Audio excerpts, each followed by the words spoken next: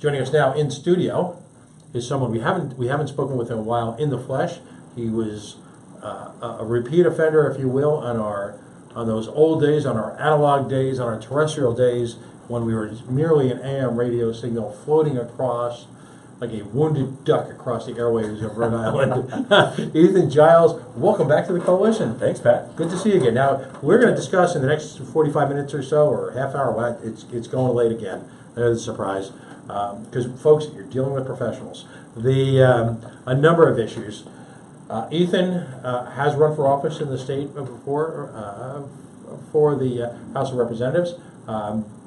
He is the chairman of the Summit Neighborhood Association, if I have that right, here on the east side of Providence. He's also very, very active in the development of solar farms, an issue which we follow closely here as, again, any day now, Invenergy is going to rear its ugly head again. So we're going to try and get a quick perspective on the reality of solar farms and just what role they're playing in replacing legacy energy, as I call it. So welcome back to the Coalition. Now, you're also one of the leaders of, and I was interested, I'll step back for a second. I was asked today, well, why isn't there just one group? And opposing the PawSox. And what I said was, you've got different groups of people. We're more issues focused. We're not really in it for titles. The one thing I can guarantee you, and you and I know this, Tony knows this, none of us are ever going to make a dime doing this. For sure. Not even remotely. Nor would we want to. No, exactly. I mean, it's so these different coalitions that have popped up from the Progressive Democrats, from the Libertarians, from the Republicans, neighborhood groups like yourself are really a function of the mosaic that is Providence. I mean, you got different core groups coming together on an important issue, minus the ego. Yeah, and before we dive in, welcome to Providence. Mm-hmm. Thanks for coming over the river from the suburbs, from that other studio. Yeah. The last time I was with you. Yeah. Glad to see you're here. And after listening for the past hour or so, I have to say, I almost feel bad for Larry Lucchino tonight. Almost. But I know he's probably having a great evening somewhere. Yeah, he's going to be okay. Yeah, he'll be fine. He'll be fine. And that's exactly what I said during my testimony at the first hearing. Larry Lucchino and his co-owners will be fine without us. Right. But yeah, there are a bunch of different groups. There's the Pawtucket, Keep the PawSox in Pawtucket group. There's Stop the Stadium deal, which I've been a part of. There's the various political parties that are involved. It truly is just a grassroots coalition of people that overlap on this issue. The group that I'm with, Stop the Stadium deal, we were really a group of Providence residents when this, even worse deal was supposed to go in down the river that said, no, we oppose this because, it's a bad use of public funds, and also that's a great parcel of land. It's supposed to become a public park. That's what the feds have required, is that part of that 195 land become a public park. That's the piece designated for it. So we sort of brought people together from both of those perspectives that happen to be Providence residents. We kind of were dormant for a while this fizzled behind the scenes, but saw this coming back up earlier this year and said, all right, we're back in action. What can we do to help the Pawtucket groups, the political parties? We have a role to play here. It's just as many people as we can get, as many voices as we can get. Would I like to see somebody that has the time, the bandwidth, the energy to unite the clans and create some united opposition group? Maybe. I don't think we need it. Right. I think the key is just that the various groups are communicating, whether it be coming up with one collective Facebook event to rally the grassroots out to a hearing, things like that to kind of make it easier for the people who aren't necessarily paying attention every minute of every day to be involved. As long as we're doing that, I think it's okay that there's various groups involved, and it gives us more power in a way. There's multiple entities out there that are coalescing around this like antibodies to a bad cell, as opposed to just one group that the team ownership can point to and say, well, that's just that one group. Right. That's a great perspective, because you can't really marginalize the entire population of Rhode Island. You really can't. Right. And you can't point towards any one cult of personality, any one individual who is trying to go for this for political gain. None of us have any real designs other than trying to make Rhode Island just a better place for all of us. Right. Yeah, that's the thing. When I talk to people they're opposed to this deal, people are really earnest about this. People care about the use of public funds. People come at it from different angles. Some of the more conservative and libertarian groups are, I don't want to see public funds expended for any sort of subsidy of a private sector group. The folks in my group in Stop the Stadium Deal are probably more toward the progressive persuasion. I am. I feel that there are, proper uses of public funds to incentivize private sector projects. I'll think of an example. Let's say there's you have an urban area with an underserved population. There's no good grocery store. The only thing they have access to is crappy fast food. We call it a food desert. Food desert, yeah. Yeah. Is there a role for a city government or a state government to play in incentivizing a grocery store to set up shop in a certain neighborhood? Perhaps, yeah. That would seem like there's a public good there. Do I want to see that done for luxury condo complexes or movie theaters or sports stadiums? No, absolutely not. I just don't think that's the proper role of public funds. I think that's an entertainment complex, and I just do not. In addition to that, I don't trust that the rosy projections of economic growth, or indirect or direct, that the team and its allies are projecting are correct. They haven't been vetted by any sort of independent entity. Economists nationwide have concluded that it's very meager, if any, that you see the economic growth surrounding a stadium complex because they want everybody in-house. As you were talking with Capri, they want everything in-house: the food, all the auxiliary entertainment. It's not in a stadium's interest to have all sorts of stuff cropping up around it. Right. Now it's interesting because, from my perspective, let's step away from baseball for a second and let's look at the housing market. I would contend, and I'm not an expert, and I literally play one on the radio, but I'm not an expert, but it would seem to me this obsession, as I look across the street at a tax-subsidized loft building, that there's this almost death-like grip developing luxury housing in a city that is so grotesquely underserved because of a near absence of clean, safe, affordable, middle-income and lower-income housing is bizarre. We purposely incentivize this luxury development for an audience that doesn't really seem to exist, which in turn screws up the economics of private investment going into standard lower income housing that might be more affordable. If you artificially tilt the playing field so that it's more cost effective to build luxury housing, and essentially incentivize away any risk, what do you expect to happen?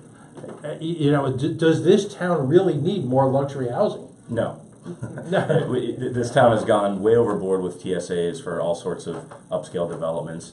And have those TSAs resulted in some areas of downtown getting a facelift? Certainly. But, what's the cost benefit of having expended those funds on that? Right. Infrastructure around town crumbles. We have to float bonds just to repair sidewalks. That investment in the day-to-day maintenance of a city over decades. This isn't the fault of any one administration. It's the culture of combined effort. Yeah, certainly.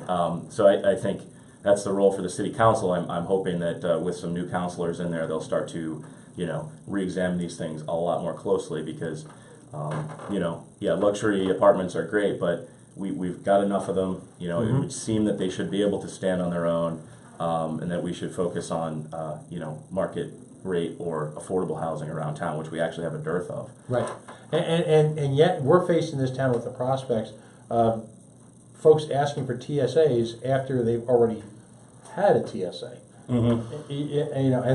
And with a straight face, maintaining to us that we need to continue to the subsidized operation of luxury housing when we've got ample luxury housing stock in this town. Right.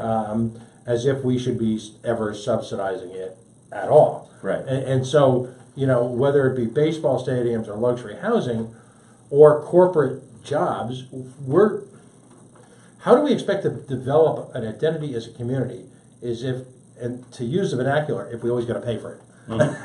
Yeah, and I say that the test should be for any legislator or elected official is if you're looking at a proposal for a tax stabilization agreement or any sort of subsidy, look for peer-reviewed independent evidence from other municipalities where that has resulted in clear public benefit or clear ROI. Right. If that exists, then yeah, okay, let's consider it, let's talk about it. But I don't think that's really out there. I know it's not out there for stadiums. The opposite is true. We've gone through 2 sets of hearings, and I'll ask you some of the same questions I asked Capri. 2 sets of hearings on this go-around. We went through the entire listening tour last time. We have spent the collective efforts of a significant sub-portion of Rhode Island government and the active community over a period of 3 years, and yet we have not seen a single economist darken our doorsteps at any one of these events to talk about a clear, cogent analysis of the economic impact of these, anywhere, at any time, at any level, in any place. Right. That's because the analysis, the sum of peer-reviewed literature around the country from a variety of economists, is that the economic benefit is nil or meager. Right. So that it's not in the team's benefit to bring in those economists as their spokespeople or their hired consultants, and they're not going to independently come out of the woodwork to come talk about their findings. Their findings they've put them out there. The literature is available publicly. A professor from Holy Cross isn't going to take the time to drive down here and tell us about it. He's already been down here. Right. He actually appeared on the show. If you go to fightthestadium.com, you'll see Victor Matheson. Victor Matheson. Yeah. We've had Neil DeMoss. And actually, this is where I need your help, because I need, Tony could tell you. And by the way, so the Coalition Radio did not get a TSA for its relocation to Providence, right? No, it didn't. Okay. It did not. Just make that. We didn't even get a tab at New York System. Oh, come on. But You got to hang out at the Capitol Grill more. That's where you got to go for that kind of thing. I'm not a Capitol Grill kind of guy. Listen, Dirk's Barbecue, Thayer Street. Awesome party. I agree. I went there for the first time about a month ago and was blown away. Awesome food. Yep. Went to their hoedown for Houston the other night, and yes, to ask the unasked question for my friends, I paid for my own ticket. But just, the sense of community, the food, everything that's coming out of some of these new establishments in town, belie the notion that Providence is a city in decline. Because if entrepreneurs are left alone to do their entrepreneur thing, sometimes they can succeed despite the best efforts of local government. But this will come as a shock to you, I won't to Tony, but I need an intervention here. Now, hours of programming, hours of written and spoken testimony, Town of Cumberland, a couple of meetings, phone calls, radio appearances, where I constantly go over the same mantra. Pointing to Victor Matheson, to Moss, economic experts, documenting extensive articles across a variety of publications. That ancillary development is fiction. I won't belabor the point. God knows I belabor it enough. So I'll come out with this. York accused me today of a 40-minute speech. Okay, guilty. Of just going through infinite detail, the level of bonded indebtedness as a percentage of GDP and where we stand in the rest of the nation. On and on and on. And I will do all these things, and the next person up will be a state rep who will go, and the ancillary development will be great for the community. For the love of God, what do I have to do to break through to these people? You want to go up to them, and you want to have one of these deprogramming things, or just lock all the doors in the State House and pass out copies of Economics 101. I got to tell you, it's maddening. You've been at the same hearings I have. The sheer blather, pablum, and coming from certain elected officials, I'll use the words mental masturbation, is just astonishing when it belies every fundamental bit of economics and public policy research that's been done in this nation in the last 30 years. Yeah, I think it gets back to, it's 2017 and evidence-based information is not all that popular. There's a guy at the Naval War College in Newport named Tom Nichols. I don't know if you're familiar with him. He's an avid tweeter. He's a professor at the Naval War College. He's just out with a book, and he's a conservative politically, and that's mostly what he tweets about. I'm a progressive, but I try to follow a variety of folks, and he's a really smart guy. He's come out with a book called The Death of Expertise, and it's about across many sectors, across American culture, folks are not trusting of research, fact. If you have an economic expert on a particular topic like stadiums come in, the audience is not receptive to that. There's just maybe it goes back through the history of our country, but right now there's just this virulent strain of experts are pencil necks and we only trust anecdotes, and I think you may be seeing some of that within Smith Hill, and I totally agree with you that it seems like the hearings are there as a show. It's a dog and pony show.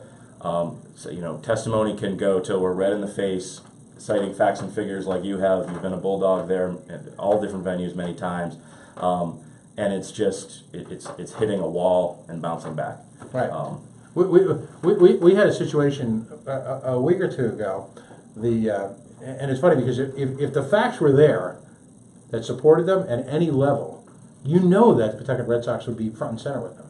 So they actually had the temerity to challenge. There are times, and I apologize if this sounds egocentric, but there are times that their public relations efforts seem to be responding at times to literally two or three of us. Mm-hmm. You'll say something, I'll say something, David will say something, Capri will say something, and it's almost like they're responding. Like, I believe that whole nonsense that they're promoting about George Will is a direct response to me.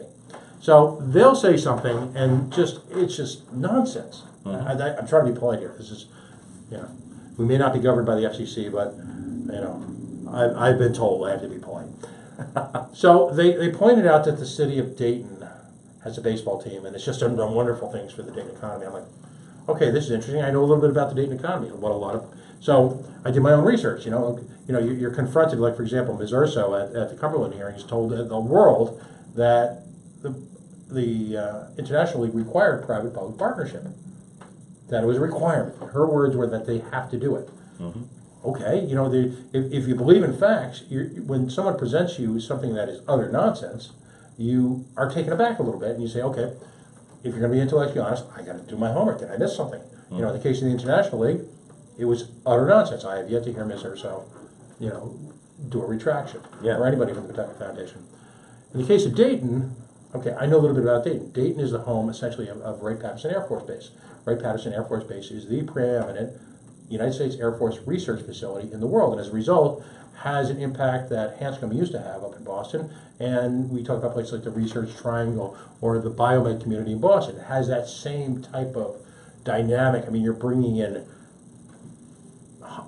untold millions in research dollars into a finite community. And the type of people that attracts is real organic growth. You're talking about professors, engineers, all sorts of high salary jobs and all the support industries that requires. So I said, okay, well, let's look at this. So I actually pulled up the Dayton Chamber of Commerce, and I'm going to put it up on the website at some point the next day or so, fightthestadium.com, annual report where they actually have independent economists look at their economy. It's kind of refreshing. It's kind of astonishing, actually, because they go into a 2 or 3 page report with a little executive summary, and it listed some of the research efforts by Pat, some of the other industries in moving town. In the 3 pages, the word baseball, never mind the team, the word baseball was never even mentioned.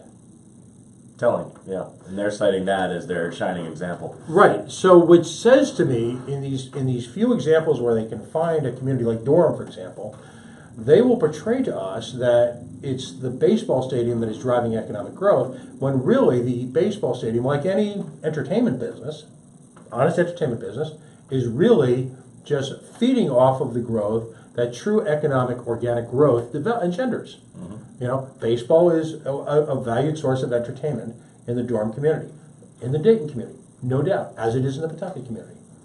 By no means, however, is there anything to provide any level of proof that it in and of itself is an economic engine at any level. Right. What else is it? Valued entertainment institutions in cities, theaters, ballet troupes, bars and restaurants, even movie theaters. Are we going out of our way to get? There's a huge nostalgia element around baseball, Right. And I get that, but let's remove that and say, what other types of entertainment are we subsidizing or considering subsidizing in the same way when we're talking millions of dollars floating huge bonds to give an independent or a private ownership team access to our good public credit? Right. We're not. There shouldn't be something special about a sport that other businesses that are in the entertainment realm, aren't worthy of. Right. So it's just a terrible use of public funds. I don't think you need to delve deep into the bowels of these bills to determine that. I think there certainly are people in the opposition that are spending a lot of time getting to that level of analysis down in the policy level. For me, it's not a good use of public funds. The economists say it isn't. That's the end of the story. Move on. Exactly. I do get a little concerned about this latest news of going to a ballot question. Initially, my reaction was, this is great. Everyone I know is angry about this. This will be an easy way to kill this idea. But now that I see that Senate President Ruggiero is getting warm to the idea, that was the latest news today, I wonder if the ownership and its allies now think that they can win a ballot question by flooding the airwaves with glowing, nostalgic, the warm summer nights and the crack of the bat, and bring around the Rhode Islander who most of the time they say yes on ballot questions, and this is a little more controversial, but maybe they feel now that with that kind of, they can throw some money out there in the media, buy a bunch of ads, radio, TV, print, mailer, and get something done that way. It does say to me that they don't think they have the easier and cheaper pathway through the General Assembly that they thought they had. If they're now warming up to this ballot question idea. But I would say to folks opposed to this, stay on guard, and we don't have the money and resources the team does to fight a ballot question battle. So and all you need to know, and that's a great point. All you need to know is that if they're willing to throw the kind of money that they've done over the past couple of years, that there's got to be a much bigger play in it for them than any of us have been led to believe. Yeah. In terms of whether it be what the true relationship in terms of operating costs or payments is to the agreement, in terms of just how much bonded indebtedness is really going to be, how under budgeted have they projected the stadium construction project. There's one fundamental truth in all of this, and that the folks involved in this effort are sophisticated, successful business people. And I'm a capitalist. I'm not the eat the rich crowd here. I'm fine with that. But they clearly have access to sophisticated capital markets. We're talking about, and it's interesting too, because there's a number of people that have had zero public profile on that. And Ryan and Murray are the two that come to mind right away. You've got the two most successful corporate CEOs in recent Rhode Island history, other than maybe the Blackstone Group right now, but the two most public in having run Fleet Bank and successfully managed the acquisition of Fleet by Bank of America. And then, of course, Mr. Ryan, who in his last year as CEO of CVS made, according to the SEC, made $62 million. Now, I'm not here to address that. What I am, though, going to point out, though, is that clearly someone of Mr. Murray's skill set, connections, track record, personality, can clearly go to hedge funds, private investors, angel investors, Wall Street. If you get a call from Terry Murray, you're taking it. Yeah, you're going to listen, but Terry Murray can't come to you with a fabricated document that says that minor league baseball is profitable. Right. So that's the issue, is that they know that they need the Pawtucket market, but completely privately owned, privately funded minor league baseball, I don't think it's profitable. It's on a downward trend. They need that public-private partnership or subsidy or incentive. They need to put together a package with that to make the business case work. Right. Otherwise, you're exactly right. They would have the capital that they need. they would have whatever it was. They know how to build a business case for this kind of thing. I don't think they have it. Right. I don't think they can show that it's profitable. Right, because their two events trigger from their own decision to go private. Number one, complete control, which is, when you're doing business at that level, is never underestimated. I mean, these guys love complete control. Number two, as I told Mayor Grevin the other day, and I mentioned this earlier in the show, it's my firm belief that if the ownership got up Monday morning and said, you know what, hell with this, we've had enough, everybody's getting tortured, we're just going to do it ourselves, that they would become overnight folk heroes here in Rhode Island. I agree with you. The one way that they can legitimately attempt to reclaim Ben Mondor's legacy is to simply say to the state of Rhode Island, we believe so much in you, we're going to invest our own money, our own risk capital, and we'll see you opening day. Yeah, but I think they know that they would lose money doing that. It would become a charity effort, and right. if they would become, as you say, a folk hero. They'd be, exalted. But I think that they're businessmen, and they know that they cannot make this pencil out without government involvement. Right, and that's a tragedy because you have folks like Terry Murray, who's been very generous around town. No secret of that. He's donated millions. I mean, he is the Rhode Island. I don't know much about Mr. Ryan's background, but Terry Murray is the local guy done good. Started out selling loans door to door from the National Bank in Mooney. Yeah. I mean, doesn't get more basic than that. And here's a guy who, through his own efforts and hard work and smarts, as we like to say, worked his way up to the pinnacle of American capital success. Yep. Yet they chose to make the face of their effort Jim Skeffington, may he rest in peace, and now Larry Lucchino. Why did they not choose someone with that kind of sterling business reputation in the community, or why did that person not volunteer to do this? Mm-hmm. Or why did that person potentially say, "I want no part of this"? I want no part of it. Publicly. Yeah. I don't know the answer, but it's you're making me think why. Well, I mean, are those people potentially stable, right, regretting their involvement? I mean, clearly these are folks who,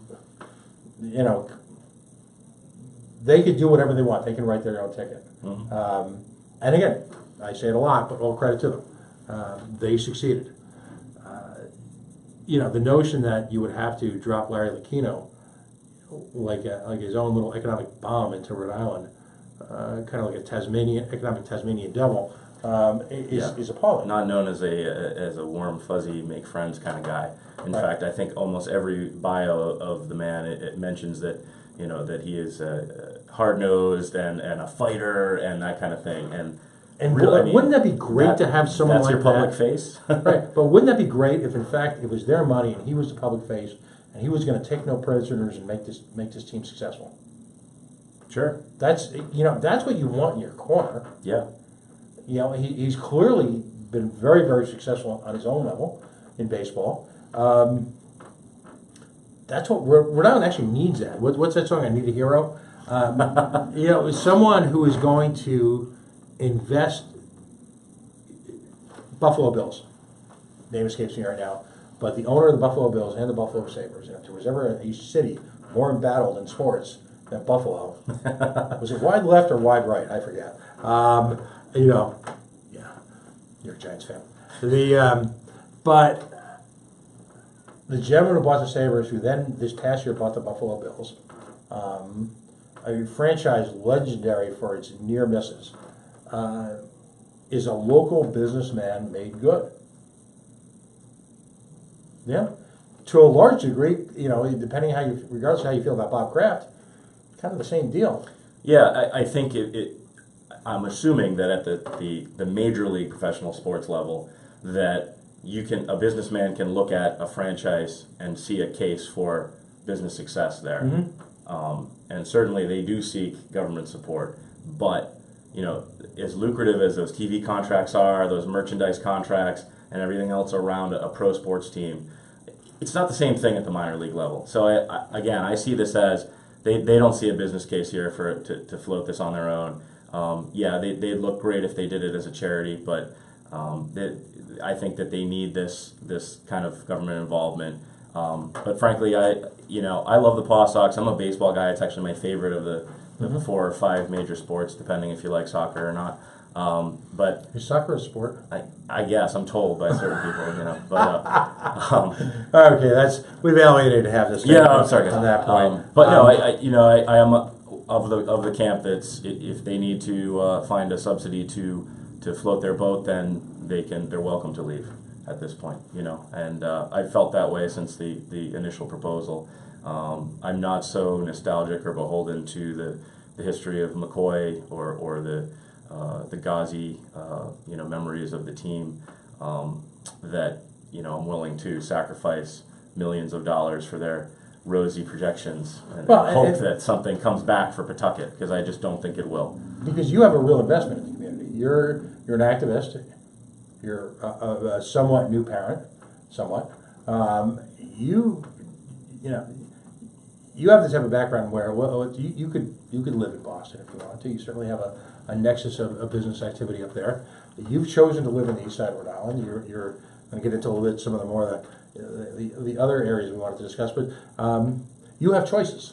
Yeah, and when I look, we want to be here for our entire lives. This is where my wife and I want to live. We want to raise our daughter here. She's 2 now.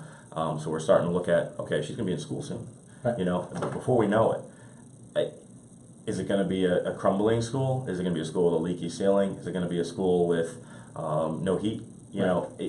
So I look at that on the one hand, and I read an article that says $2.2 billion are required to bring all of our schools up to par. $600 million of that just to bring them to a place where they're warm, safe, and dry, which seems to be a pretty low bar. It certainly does. I'm at an age where, I grew up in a mill town in New Jersey, wonderful little town, but clearly a blue-collar, middle-class town. That was never an issue for us. Our schools were warm, safe, and dry, and actually did a fairly good job. And my results notwithstanding. My background was public schools my entire life. Went to a public university. I find it abhorrent that we would even think about focusing on baseball. We've got to look at the long-term future here. What's really important with limited financial resources at the state level? And baseball is just not it. Well, I'll use a term, not again my term, not my guess, but some could argue that the property taxes in Providence in particular are confiscatory in nature. So if in fact you then feel like you have to potentially send your child to a parochial or a private school, you're joining the legion that are writing big checks for which you work very hard. We'll get into that in a second, but and then at the same time having to write a check to compensate for that, so that your child, you come from, you're very well educated. You come from a family background. We've had this conversation before that values education at a very high level. You're certainly not going to allow your daughter to suffer educationally to make a point. No, you don't begrudge any parent for seeking out the best thing for their kid. And a lot of East Siders are faced with this choice. It's an interesting community. We have a huge wealthy area on the east side. We have a large area that's about some of the poorest in the city, Mount Hope. People of color there, historic black community. The Summit neighborhood is adjacent to the Mount Hope neighborhood. So I live kind of on the Pawtucket side. I'm on a side street that's probably on the middle of the economic spectrum of the east side. So you see people making these choices as their kids come to school age. Do I have to? Can I get my kid across town to what's perceived as the good elementary school? The parents with resources look at that choice. How can they make that happen?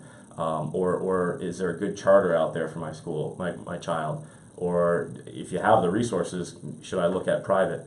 There's a bunch of people that I know that really feel firmly that sending their child to the local neighborhood elementary school, regardless of how it's perceived quality-wise, is an important decision for them to make, because pulling their child out of that school, they feel worsens that school. If anyone with resources and privilege takes their child out, the folks that are still there, that's a less a quality learning environment. But the fact that we're faced with that to begin with, decades of letting our public schools fall apart, We never should have had to go down this road to begin with, where charters were viewed as a workaround. Providence should be a place where the wealthiest and the poorest are all happy to send their kids to the public school system. There was a time when that was the case, and we've let that go. I don't want to get off on an education tangent because it's an infinite topic. Oh, absolutely, and that's why we're going to have you on again. We're running long here, but I do want to spend some time. You're involved in other efforts. First of all, the Summit neighborhood you just described. Briefly, what are some of the challenges or issues that you're trying to address within the Summit neighborhood? Yeah, well, the Summit neighborhood is the northernmost part of the east side of Providence. Encompasses the little shops area along Hope Street. Goes down to North Main in the west. Abuts the Oak Hill neighborhood of Pawtucket in the north. Down to the Mount Hope neighborhood in the south. So it's a wonderful neighborhood to live in. You got the leafy streets, walkable, great parks. Now, is Frog and Toad, is that considered Summit? Yep. Yeah. So the city, it's funny. The city maps call the area Hope, but all the street signs, the neighborhood designation is Summit. Culturally, it's known as Summit. No, and it's a great little neighborhood because neighborhoods like Wayland, and I've always called it Hope too now, so now I know better. Yeah. Summit, Wayland provide all sorts of great little shops and restaurants, outdoor dining. I mean, I'm a huge fan of Thayer. I've said that 1,000 times on the show, but Providence can still claim what very few cities can, which is it is a city of distinct neighborhoods. Whether it be Broad Street, whether it be Thayer, whether it be Wickenden, whether it be Wayland, whether it be Summit, whether it be the Boulevard, Oak Hill on that sort of Providence Pawtucket line. There are some great neighborhoods there, and the Hope Street, the artist, there's stuff going on there all the time. Yeah, and Summit's interesting because it's one of the areas of the east side where you can still find a home, especially along North Main and going up the hill, where you can still find affordable homes. Right. You got to look harder and harder as prices go up, but my wife and I were lucky enough to find one right on the edge of Pawtucket. My backyard's actually up against Pawtucket. Right. It's a street with a mix of multifamily homes, single-family homes, neighbors with a lot of diversity, walking distance to the Hope Street shops and parks. I got involved there just from I want to work on building the neighborhood fabric. That's something we've kind of lost as a society, I think, in my lifetime. So that's sort of I think there's not so much challenges in the Summit neighborhood, but we exist as an organization to kind of bubble up concerns that neighbors have to our legislators. We host events, we host forums for candidates. We work to do volunteer projects with the Parks Department, things like that. So it's just kind of that warm and fuzzy engagement at the neighborhood level, with a little politics mixed in. We're a 501c3, so we don't advocate as an organization, but we try to be a conduit for folks to do so. But yeah, I've recently gotten involved in the solar energy. Right, we're going to go over that next too. Because with Invenergy, with the Americas, I guess as I've repeated often on the show, Scientific American published an article earlier this year that pointed out that 2016 was the first year where new solar projects actually outweighed, in terms of production, more than new legacy energy projects. So you're involved in solar. You had worked in environmental engineering prior to that. Yep. Now you're involved with solar development. Where's that going? Give us a snapshot of that. Now, are you doing work in Providence? I'm sorry, in Rhode Island in general? I am, yeah. So as an industry in Rhode Island, and credit goes to Governor Raimondo and some of the key legislators that have tried to expand the regulatory framework for renewable energy in the state. There's been a rapid expansion in solar energy around the state, and that it's sort of a chicken and the egg thing nationally is prices of solar energy. The cost per megawatt that you can generate, or the cost per kilowatt that you can generate, has fallen rapidly over the past 5 to 10 years in conjunction with government incentives. So you're almost looking at this as tying back into our earlier conversation, some public good coming out of the government involvement in the industry.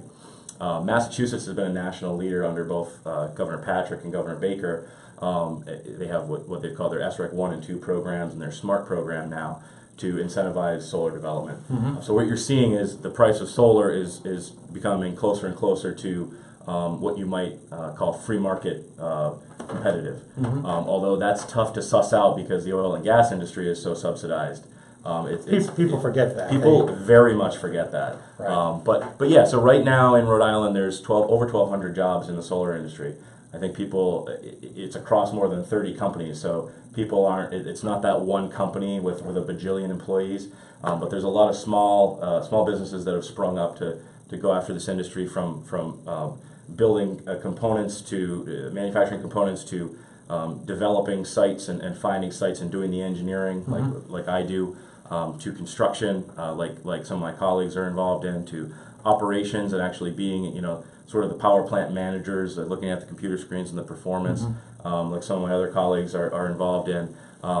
So it's a wide skill set, blue collar, white collar, that's involved in the solar industry. The governor has a proposal for by 2020 to have over 20,000 renewable energy jobs in the state and over 1,000 megawatts of renewable energy. And you might wonder what 1,000 megawatts equates to. That's over 80,000 homes powered by the sun or the wind or water, whatever, however you define renewable energy. Right now, we're not there yet, but what I've seen recently in the legislature this year, they expanded what's called net metering. Net metering is a really important component of renewable energy. It means that you can have an energy producing facility on a property and you can sell the energy back to the grid.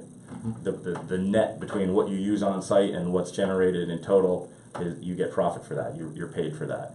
And virtual net metering, where you can, this is key, if you can't have solar panels on your home or on your business, you can buy into a project that's towns away. As long as they're in your utility company, you can virtually take advantage of that power, and it shows up as a credit on your bill that you pay the generator for. So that's something that my company, Nexamp, is heavily involved in Massachusetts. They have a robust program in what's called community solar. And that's a concept that's gaining traction nationwide. It essentially means that individual homeowners can buy into a large solar array, be it right next door or many miles away, and they can get significant reductions in their cost at home, and they can have the sense that they're buying independent, locally produced energy that is carbon free, and something that's not imported, that's not an environmental issue. So they get that sense of satisfaction as well as a savings. So my job is as a development manager is to find landowners who might be interested in hosting a solar facility. A lot of times we see that folks with a lot of land, like farms, that may be a farm that is struggling with crop prices or whatever, they want to make a corner of their farm a solar array, because they realize that they can get a little revenue stream out of that, and it's also beneficial to the wider society. So my job is to find landowners like that, take care of all the permitting. So I'm in front of a lot of town planning boards, town conservation commissions in Massachusetts, and trying to work through the permitting and engineering process, working with the civil engineers and the electrical engineers that are designing the system and the grounds for the systems, and taking it all the way through to hand it off to our construction managers who are going to build it. And again, this industry is I don't use hyperbole a lot, but it really is booming in states that have chosen to, like Rhode Island has begun to, have chosen to make the appropriate regulatory incentives such that the generators are guaranteed that retail rate for the energy they produce. Right. And so I hope that continues, because it really is driving a sea change in the way we produce power in this country. Now, in the question that's most often asked, I'm sure you're confronted with this all the time, so I hope I'm not putting you on the spot, but in relative, say, for example, let's use energy as an example. The contention with the folks at Burrowville, and from the research I've done, it's largely supported, is that the growth in solar, the growth in wind, is largely eclipsing the need for what's called legacy power production. Part of that is because of the incredible growth in technology. Really, you talk about Moore's law. For the folks from Intel fame who predicted the exponential growth of microprocessors. That type of increase in power seems to be taking place in solar panels as well, particularly as you look at infrared solar panels. And this isn't your hippie grandfather's hot water panels anymore. These are photovoltaic cells that represent really the cutting edge of technology. How are we there yet, from your estimation, where we, and because I like to clear up urban legends here, where solar power, supplemented somewhat by wind power, can begin to replace in the Northeast? I think so. I think we're there for Transformers? one key reason, in that we're seeing the front edge of storage coming into play for solar and wind. I was a skeptic that the base load power, as it's referred to, solar and wind are ebbing and flowing with sunlight and wind conditions. It's not a constantly producing energy source. Right. Where gas, as long as you're pumping in gas or as long as you're shoveling in coal, it's going.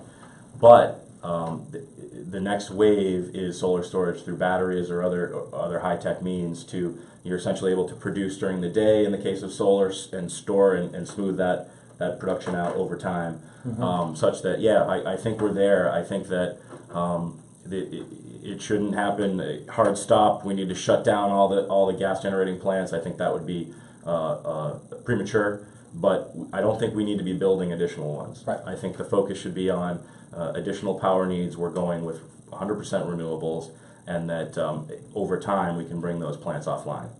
That's super. What I'd like to do, because we've run so long today, and I appreciate your patience waiting as we waded through all these issues, what I'd like to do is, in light of what seems to be the looming reemergence of energy as an issue, because it would appear that this sort of stall that we've gone through, we waited for different court cases to adjudicate and waited for different responses or non-responses from the people at Invenergy.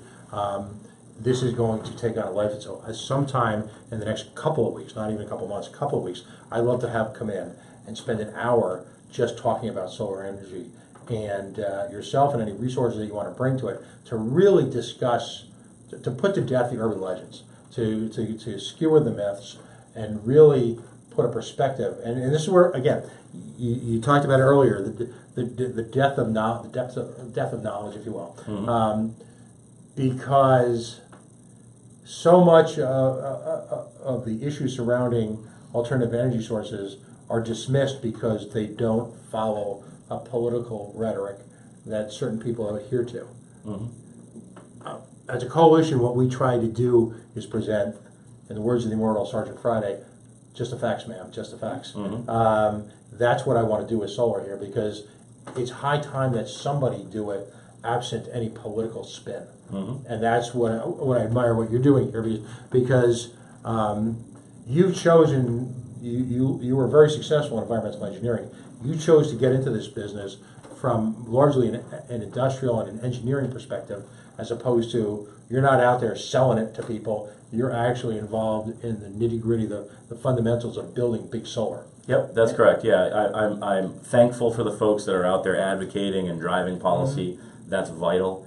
I'm on the actual get it done end. Right. There's a lot we can chew on if you want to get in the weeds in that hour session. No, I do. It really does. It's interesting. It touches all aspects of politics and society, policy, culture, because New Englanders were not used to seeing our power.